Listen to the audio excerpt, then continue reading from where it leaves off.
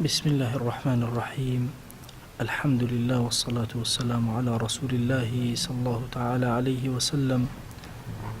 ربنا أرنا الحق حقا وارزقنا اتباعه وأرنا الباطل باطلا وارزقنا اجتنابه. ربنا آتنا في الدنيا حسنة وفي الآخرة حسنة وقنا عذاب النار. سپاس و ستایشی خوای پەروەردگارەکەین کە عمری باقی کردین و مۆڵەتی داین لە خزمەت هەندێک لەم برایانە سێ لە سەر چواری ئەم کتێبە نایابەی مختصر منهاج القاصدین تەواوکەین کە ئەم کتێبە نایابە مختصر منهاج القاصدین یەکێکە لەو کتێبە نایابانەی کە دوو جار اختصار کراوەتەوە لە ئەحیا علوم الدین هەر لە مزگەوتەوە لەم شوێنەدا و جەنابی مامۆستا مەلا عوسمانی ڕەحمەتی چەند جارێک لە خزمەت مامۆستایانی ئێرەیە ئەحیا علوم الدینی وتووەتەوە و لە خزمەتیا بوون. ئێمەش ئەم کتێبە نایابە کە ئەگەرچی لێرە دەستمان پێ نەکرد بەڵام دیارە خاتیمەی کتێبەکەمان کەوتوتە ئێرەوە. ئەم کتێبە لە چوار بەش پێکاتووە: بەشی عیبادات، بەشی عادات، بەشی مهلکات، بەشی منجیات. بەشی عیباداتمان تەواو کردووە، بەشی عاداتیشمان تەواو کرد، بەشی مهلکاتیشمان دەرسی پێشوو تەواو کرد. ئەمڕۆ بەشە نوێەکە دەست پێ ئەکەین کە بەشی منجیاتە، بەچی ڕزگارمان ئەبێت. ئەم بەشی منجیاتە کە دەستی پێ ئەکەین دیارە لە تەوبەوە دەست پێ ئەکە. ئەم بابە لە بینینی خوا جەل جەلاله لە ناو بەهەشتا کۆتایی پێدێ، واتە سەرەتای دەستپێکردنی ئەم بابە لە بابی تەوبەوە دەست پێ ئەکە. ئینسان بێ ڕزگاری بێ بە حزوری خوایان جەل جەلاله بگات، ئەبێ لە تەوبەوە دەست پێ بکە. کە لە تەوبەوە دەستی پێ کرد وردە ڕۆحەکەی باڵا ئەکە، لە ئەخیرە نەتیجە ئەگاتە ئەوەی کە لە بەهەشتا بە حزوری خوا جەل جەلاله شاد ببێ. بۆیە ئەفەرمێ الربع الرابع، بەشی چوارەم، ڕبعی چوارەم لەم کتێبە بریتێ لە ڕبعی منجیات، یەک لەسەر چوارێکە کە باسی منجیاتەکە. یەکەمین کتاب کە دەست پێ ئەکا باسی تەوبە ئەکا، کتاب التەوبە وذكر شروطها وأركانها وما يتعلق بذلك. اینجا باسی شەرتەکانی و باسی ڕوکنەکانی و هەرچی پێوەزێ بە تەوبەوە لەم کتێبە ئیمامی غەزالی باسیەکە. سەرەتا ئەفەرمێ اعلم، بزانە أن الذنوب حجاب عن المحجوب، حجاب عن المحبوب. ئەفەرمێ بزانە کە گوناهەکان وەکو حیجابێک ئەو هەیە لە بینی تۆ خۆشەویستەکەتا کە خوایە جەل جەلاله چەند گوناه زیاتر بێ ئەوەندە پەردەی زیاتر هەیە درەنگتر بەخوا ئەگەیت و نایگەیتێ. والانصراف عما يبعد عن المحبوب واجب، هەر شتێکەوە بزانی دوورت ئەخاتەوە لە خۆشەویستەکەت کە خوایە واجبە کە تۆ لێی گەڕێی، واتە واجبە لەسەری لە گوناهەکان بگەڕێی هەتاوەکو زووتر بەخوا جەل جەلاله شاد ببی. وإنما يتم ذلك بالعلم والندم والعزم. بچی ئینسان ئەمەی دەستگیر ئەبێ کە گوناه نەکات و دوور کەوێتەوە. ئەفەرمێ ئەوەیە علمی هەبێ، بزانێت چەند خەتەرە گوناه، پەشیمان بێ لە گوناهێکە کردوێتی و عەزمی هەبێ لە دڵا کە نەگەڕێتەوە سەر گوناهەکان. ئەمە وای لێ ئەکا کە دووری خاتەوە لە گوناهەکان. ئەفەرمێ فإنه متى لم يعلم أن الذنوب أسباب البعد عن المحبوب، هەر کاتێک نەیزانی کە گوناهەکان هۆکارێکن بۆی دووری خەنەوە لە خوا جەل جەلاله لم يندم عن الذنوب، قەت پەشیمان نابێتەوە لەسەر ئەو گوناهانەی کە کردوێتی. ولم يتوجع بسبب سلوكه طريق البعد. ئەفەرمێ هیچ کاتێک هیچ ئازاری پێ ناگات لەوەی کە لە خوا دوور کەوتێتەوە. وإذا لم يتوجع لم يرجع، بەخوا ئینسان ئەگەر ئێشی پێ نەگا لە گوناهە ناگەڕێتەوە لە گوناهەکان، ئەبێ ئێشی پێ بگا، ئەو هەسکا ئەو پەیوەندی تێکچوو لەگەڵ خوایە لەگەڵ خۆشەویستەکەیە جەل جەلاله، اینجا ئەو کاتە ئازاری پێگە، ئەو کاتە ئەگەڕێتەوە. خوا جەل جەلاله لە قورئانە ئەمری پێکردین، فەرموویەتی وتوبوا إلى الله جميعا أيها المؤمنون لعلكم تفلحون. هەمووتان تەوبەکەن و بگەڕێنەوە بۆ لای خوا جەل جەلاله، ئەی ئیمانداران، هەتاوەکو فەلاح و خۆشبەخت بن. خۆشبەختی ئینسان بەچی دەزیێ؟ ئارامی بەچی دەزیێت لەم ژیانە؟ حتمەن بەهۆی تەوبەکردن و گەڕانەوە لای خوا جەل جەلاله دەستگیری ئەبێ. ئاەتێکی تر ئەفەرمێ یا ئەیها الذین آمنوا توبوا إلى الله توبة نصوحا. ئەو ئیمانداران تەوبەیەکی زۆر ڕازگۆیانە بکەن لەگەڵ خوای گەورەیەوە بگەڕێنەوە لای خوا لە ئاەتێکی ترە ئەفەرمێ إن الله يحب التوابين ويحب المتطهرين خوا بە عەزەمەتی خۆی ئەو کەسانی زۆر خۆشەوێت کە تەوبە ئەکەن و ئەگەڕێنەوە ئیستیغفار ئەکەن. پێغەمبەریان صلى الله عليه وآله وسلم فەرموویەتی يا أيها الناس توبوا إلى ربكم هو خلقي نتوبة بكن وبقرنا ولا إخوة فإني أتوب إلى الله في اليوم 100 مرة من للرجك صجر أستغفر الله كم وقرم ولا إخوة جل جلاله. لصحيحين لفرمايشتك وهاتوك ابن مسعود ومن أجرته فرميتي بيغمريان صلى الله عليه وسلم فرميتي خوا جل جلاله زوري بيخوش عبدك كان توبة كان بأندازي أم كسان نمونيك إهنته فرمي أجر كسيك لدشتێکی کاکی بە کاکیە و لە سەحرایەکە کە هیچ شتێکی لێوە دیار نەبێت. طبعا لە سەحرایەوە مەشهورە کە خۆر لە ناو خۆڵەوە یەتە دەرەوە لە ناو خۆڵەوە ئاوا ئەبێ هیچ شتێک لە ناو دەریاشە ئەو هەیە تۆ هیچ شتێک نابینی هەتا چاو بڕەکات و هەر دەشتایی ئەبینی وا هەستەکەی خۆر لە ناو دەشتایەوە یەتە دەرەوە واش هەستەکەی لە ناو دەشتاییە ئاوا ئەبێت. ئەفەرمێ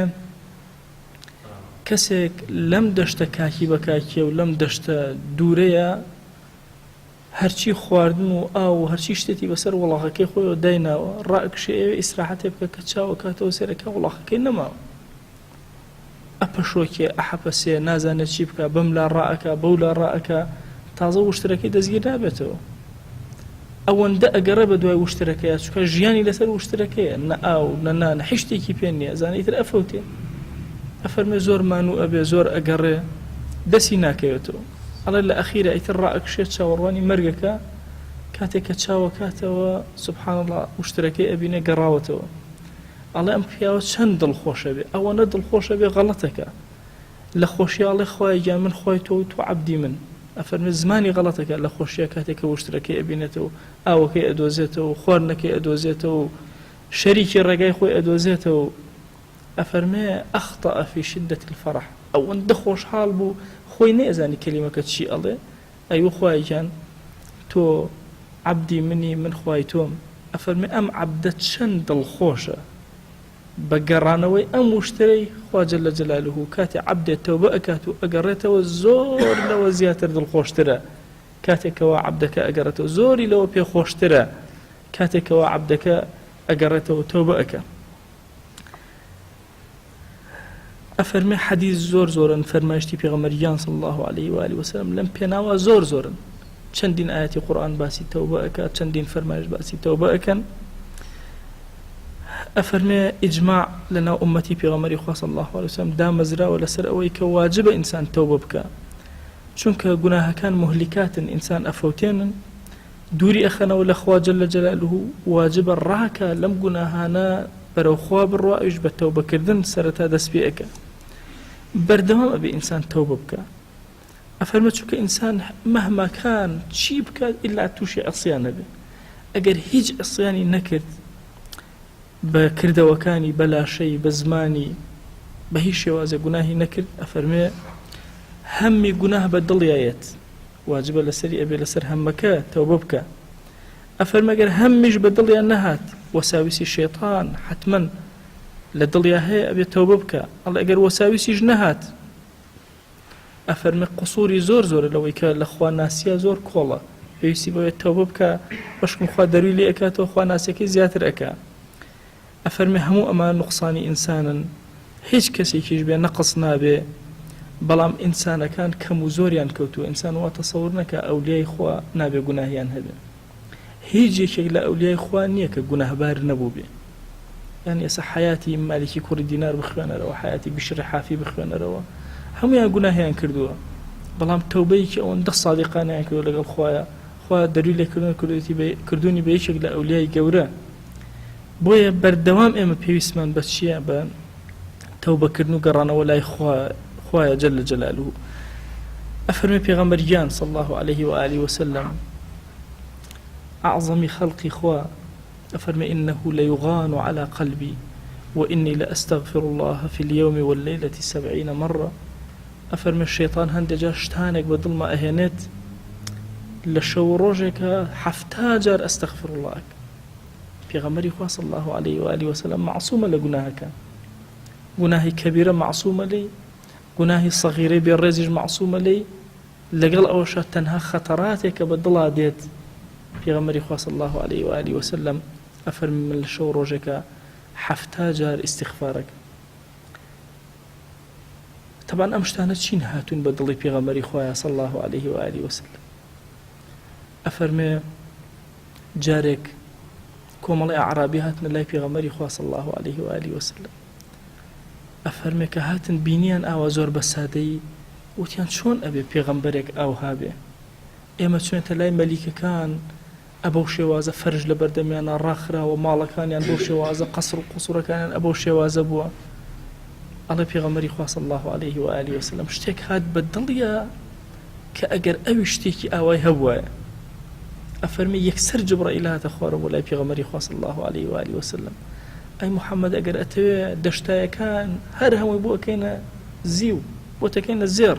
بۆ تەکەینە ئاڵتون، چی تەوێ؟ ئەمر بکەوە بۆ جێبەجێ بکرێ.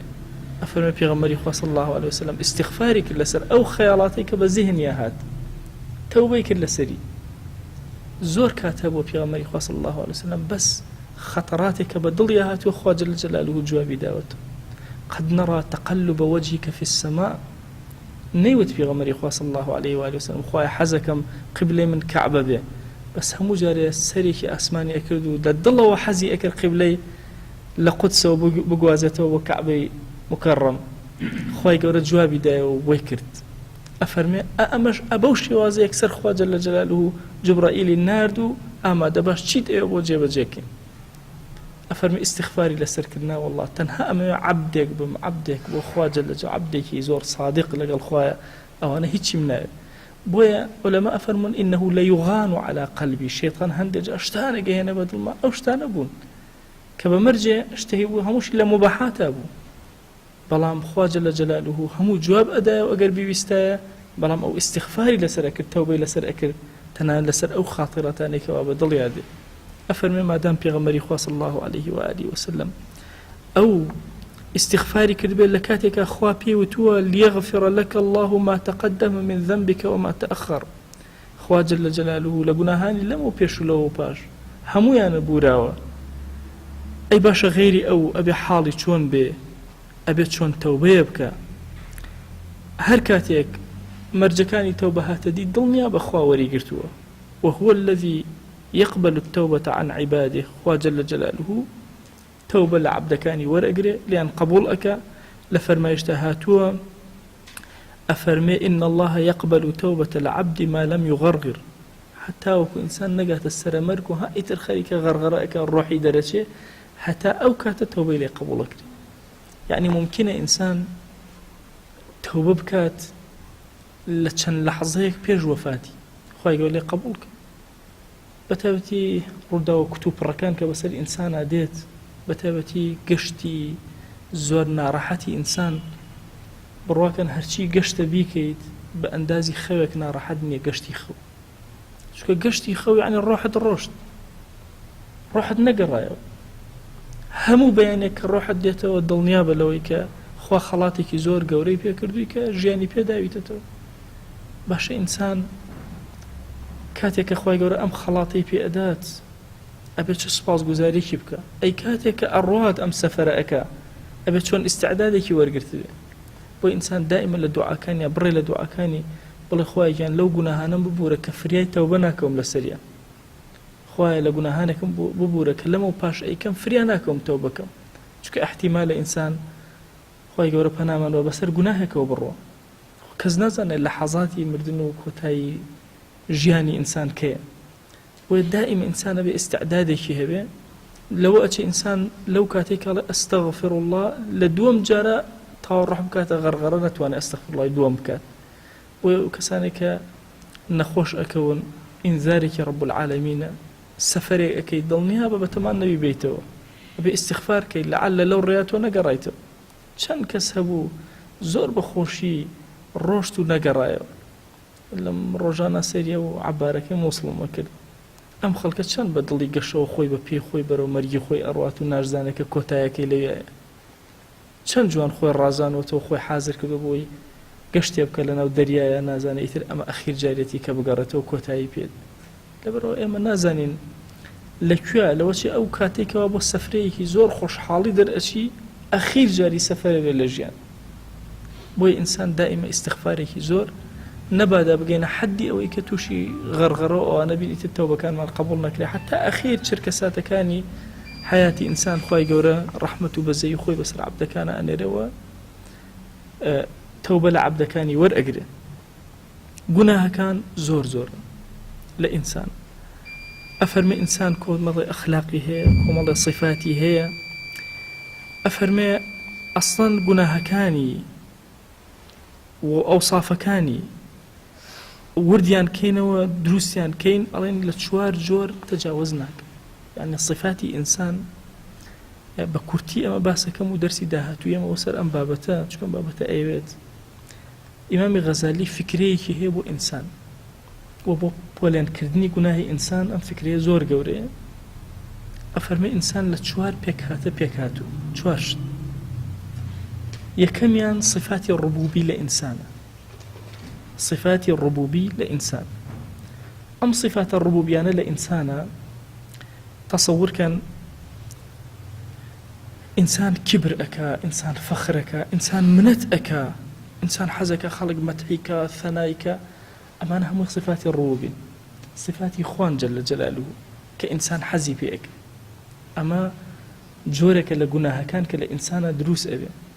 ئینسان بۆ لەسەر کبر عقوبە ئەدرێ کبر لە خوایە جەل جەلالوه زۆر جوانە و لە عەبدەکانە زۆر ناشرین منەتکردن لە عەبدەکانە زۆر ناشینە بەڵام لە خوا جەل جەلالوه ئەو صاحبی هەموو منەنە ئەو مەنانە ئەو حەنانە منان یعنی ئەوەی کە زۆر زۆر منەت ئەکا ئێمە چیمان هەیە هەموو منەتی خۆیە بەسەربانەوە بۆیە لە خوایە جەل جەلالوه صفەتێکی ڕبوبیە لە ئینسانەها زۆر ناشینەکەوە بوو بەشێ لە گوناهەکانی ئینسان صفاتی ڕبوبی ئینسانن بەشێکی تریان صفاتی شەیطانی ئینسان ئەتوەرن ئینسان سیرکەن کۆمەڵە صفاتی تیا سبحان الله كأنما وەکو شەیطان حەسادەت بە کەسێک ئەبا خراپەکاری ئەکا فێڵەکە ئەنواع جۆری فێڵەکان هەمووی شەیطانە کەبوو ئینسان هەندێک جار کە تۆ ئەبینی یەک کۆمەڵ صفەتی شەیطانی تیا ئەبینی كأنما شەیطانەکە شەیاطینی ئینسیە كأنما بۆیە بەشێکی تر لە ئینسان لە صفاتی خراپی ئینسان لە بەشی شەیطانیا جێ ئەبێتەوە بەشێکی تر لە صفاتەکان صفاتی بەهیمی و ئاژەڵی ئەتۆ دیقەت بدە لە بەهیمی و ئاژەڵیە لە ئینسانە سیرەکەی پەلاماری کەسێک ئەدا باشە زۆر حەز ئەکا مەسەلەن بەتایبەتی ئاژەڵ لە دووشتە لە دوو صفەتە زۆر ئەو دوو صفەتە لە ئینسانە هەیە مەسائیلی سک و مەسائیلی داوێن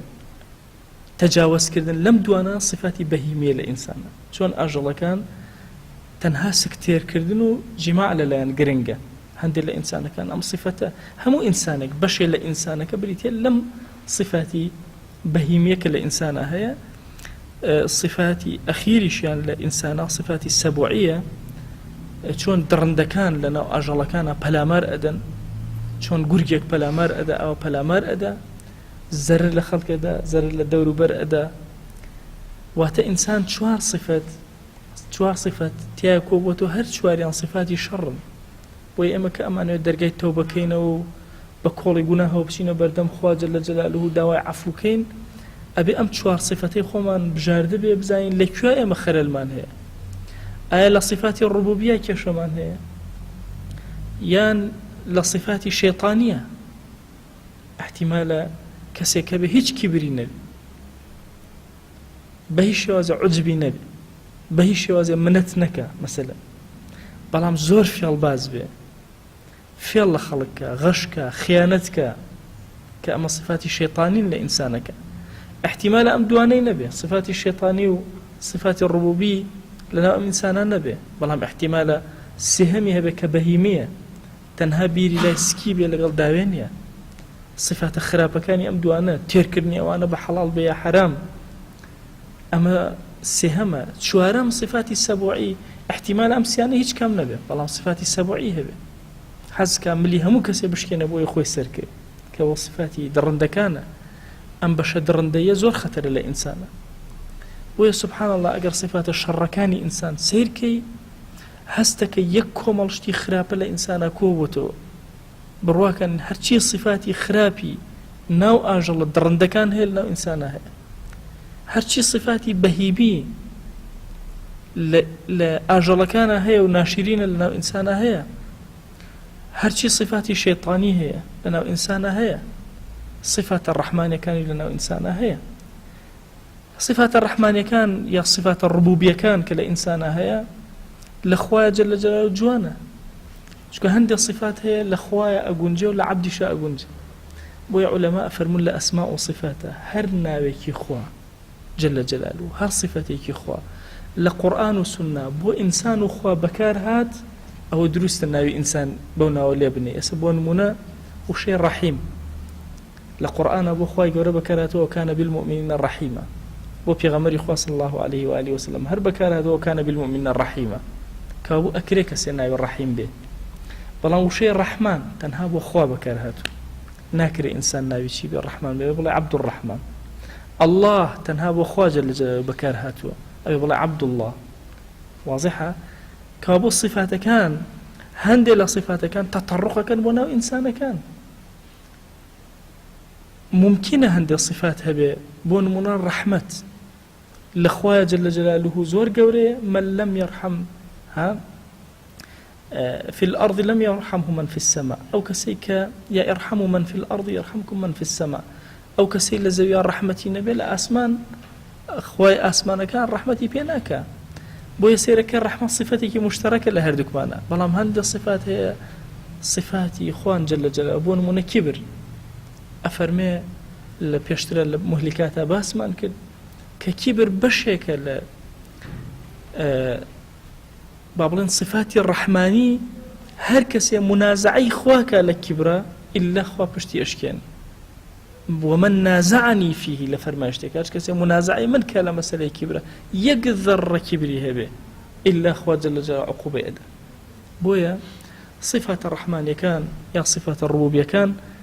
لإنسان أبي ورد سيركن كامانا أو صفات خرافان كلا خوايا جوان لإنسان نابي هبه كام صفتان أو صفة الشيطان يعني كلا إنسان هنو أبي بيسي بهالكيشان هي صفة بهيمية كان صفة السبوعية كان ئەم چوار پۆلێنەی کە ئیمامی غەزالی کردوێتی پۆلێنێکی زۆر گشتیە، هەموو گوناهەکان ئەچنە ژێر ئەوە، بەڵام کامیان لە کامیان خراپترە و چۆنەوە ئەو تەفسیلاتی زۆرە لە دەرسی داهاتوە ئینشاءڵڵا ئینەوە خزمەتی داوا ئەکەین لە ذاتی پاکی پەروەردگار و ئەپاڕێنەوە ئەلاڵێنەوە ئەڵێن خوای گیان ئێمە لە خزمەت ئەم کتێبە نایابە گەیشتوێنێتە بەشی تەوبە، خوایە تەوبەمان لێ قبوڵ کە یا ڕەبی خوای گیان لە گوناهەکانمان ببورە، لە گوناهی دەستمان ببورە، لە گوناهی دڵمان ببورە، لە گوناهی دەم و زمانمان ببورە، لە گوناهی چاومان ببورە، لە گوناهی گوێکانمان ببورە، یا ئیلاهی لە گوناهی قاچەکانمان ببورە. خوای داوا لێ ئەکەین بە ناوی جوانە بە صفەتی بەرزە بە ئیسمی عەظەمەت هەر گوناهێ خەتەرێک کردووە بە دڵمان لە گوناهمان ببورە، بەزەی خۆت بەسەرمانە ببارێنە، عەفومان کە یا ئەکرەم الئەکرەمین یا ڕەبی خوای گیان لە گوناهەکانمان ببورە، خوایە گوناهێ لەمەوە پێش کردومان عەفومان کە گوناهێ لەمە دوایی کەین و فریای تەوبە ناکەوین، خوایە عەفومان کە